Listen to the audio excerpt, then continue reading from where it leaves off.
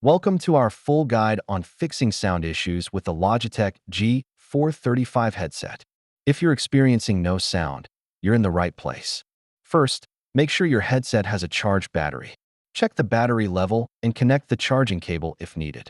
Next, verify your Bluetooth connection. Make sure the G435 is paired correctly.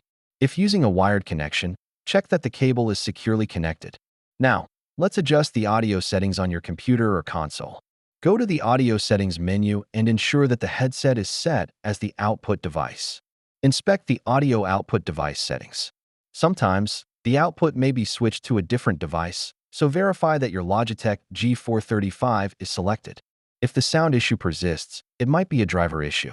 Update or reinstall your audio drivers through the device manager.